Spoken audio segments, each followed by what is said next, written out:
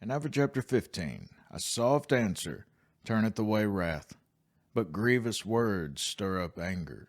Remember this next time that you get into an argument with your spouse. One of you has to be the wise one and give a soft answer. And there are several instances in Scripture that this actually played out. Pulpit commented, thus Abigail quelled the excessive anger of David by her judicious submission. Remember Nabal, he had angered David, and David, his wrath was rising up, and he was going to come against Nabal, but Nabal's wife actually went out, met David, and gave a gentle answer. The tongue of the wise useth knowledge aright, but the mouth of fools poureth out foolishness. The eyes of the Lord are in every place, beholding the evil and the good. This is often one of the topics of conversation among me and my parents and my friends and everything whenever we're discussing Bible, and that's if we're appalled by the evil that we see in the world, and us being imperfect ourselves, and yet we're still absolutely disgusted by the evil that we see on the news and that we hear about and that we read about. You all know what I'm talking about. You can name 1,000 examples. If we're disgusted being imperfect, imagine how it looks to the perfect and holy and transcendent God, whom sees everything, even the things that we don't see, and even sees the hearts and the thoughts of such evil, evil people, and sees our own thoughts. And it really shows God's infinite mercy. His mercy endureth forever. Praise the Lord. A wholesome tongue is a tree of life, but perverseness therein is a breach in the spirit. Now let's pause right there. A wholesome tongue is a tree of life, but perverseness therein is a breach in the spirit. Disturbs and wounds a perverse tongue, one in which tells dirty jokes and speaks very crass. Disturbs and wounds, and oftentimes corrupts and destroys the spirits or souls, both of the speaker and the hearers.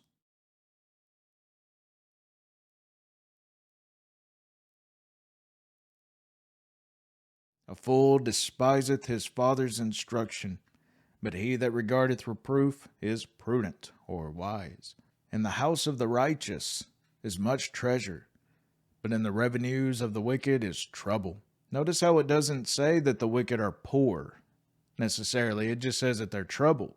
And this goes right back to the old saying, more money, more problems. And Ellicott, he took this one step further. The wicked, from his recklessness in the pursuit of gain, that of gaining all kinds of wealth, the wicked brings trouble upon himself and his family. The lips of the wise disperse knowledge, but the heart of the foolish doeth not so. The sacrifice of the wicked is an abomination to the Lord, but the prayer of the upright is his delight. The way of the wicked is an abomination unto the Lord, but he loveth him that followeth after righteousness. Correction is grievous unto him that forsaketh the way, and he that hateth reproof shall die. Hell and destruction, pay close attention to this, my friends. Verse 11, hell and destruction are before the Lord. How much more than the hearts of the children of men? Hell, or Sheol, is the receptacle of all departed souls, whether good or bad, in the Old Testament. Abaddon, though, is the lowest depth of hell, the abyss, this destruction that's being mentioned right here. Abaddon is the lowest depth of hell, the abyss of Luke 8:31.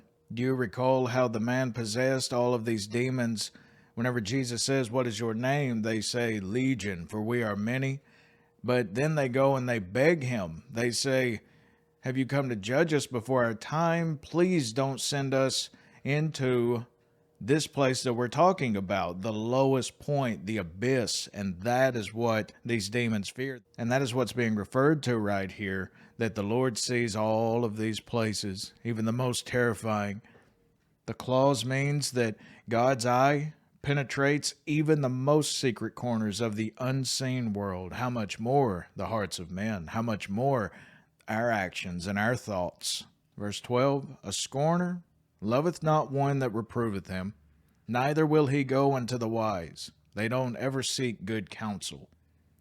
A merry heart maketh a cheerful countenance, but by sorrow of the heart the spirit is broken.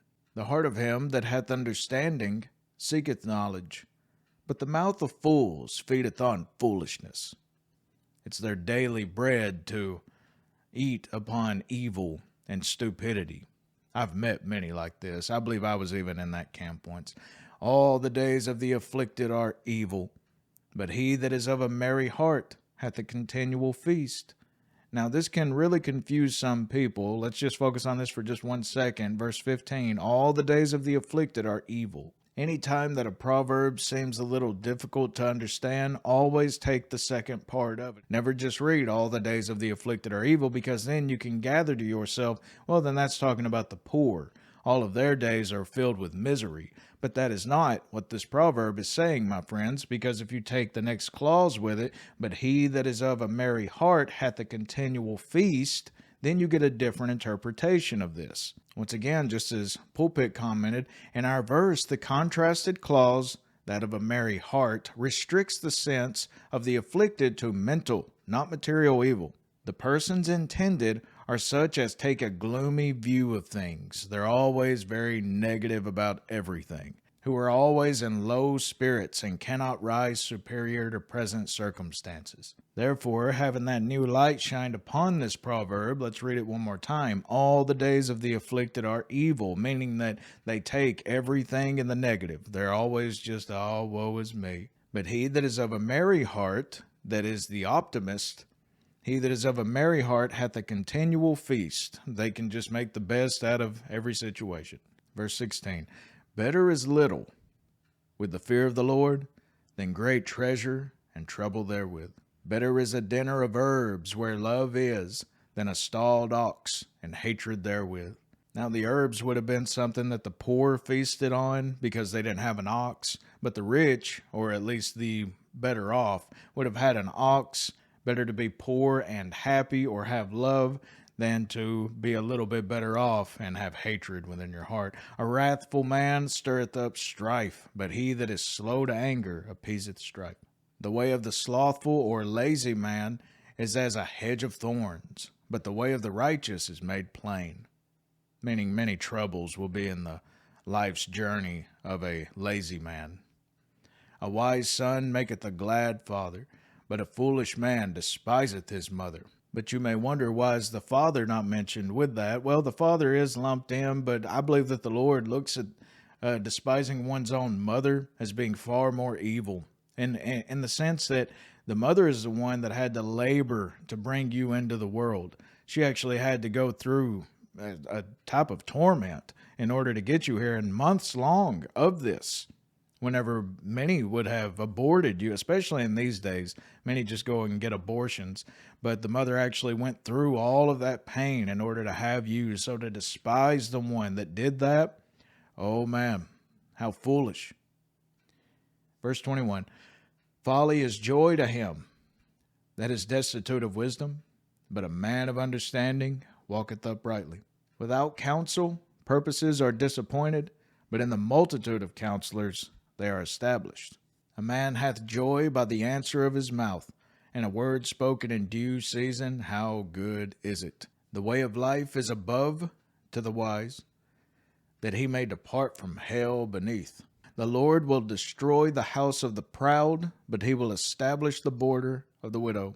The thoughts of the wicked are an abomination to the Lord, but the words of the pure are pleasant words. He that is greedy of gain troubleth his own house, but he that hateth gifts or bribes, he that hates bribes, shall live.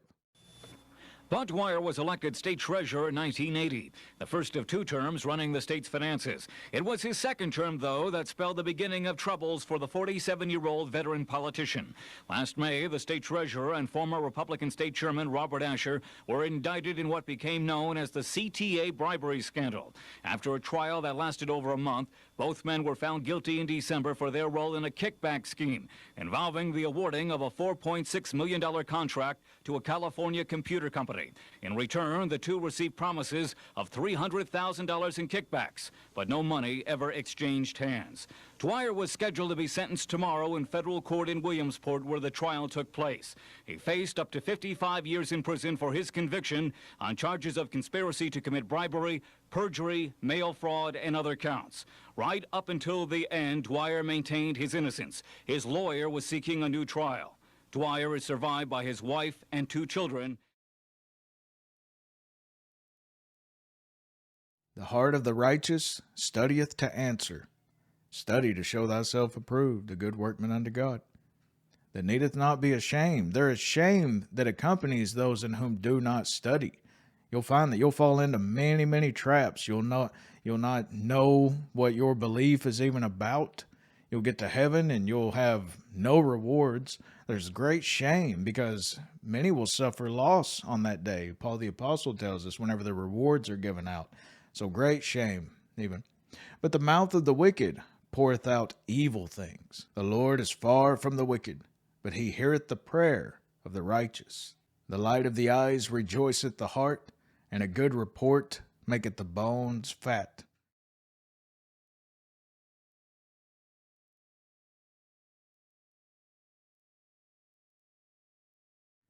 The ear that heareth the reproof of life abideth among the wise. He that refuses instruction despiseth his own soul, but he that heareth reproof getteth understanding. The fear of the Lord is the instruction of wisdom, and before honor is humility. That is so important with a Christian life, my friends. You must be humble. The Lord, he does not look upon the proud with any type of great delight. And ask any pastor, because it takes many years for someone to study and to rise up and to become a pastor, at least in most instances. Ask any pastor if they weren't put through many, many years of being humbled. Because in order to be a pastor, you have to be humble. In order to be a good, effective pastor that the Lord can use thoroughly, you have to be humble. You cannot be about self at all. And we see all of these televangelists. I mean, humility is the farthest thing from them. But once again, this also applies to all Christians. You must be humble before the Lord can use you in any way.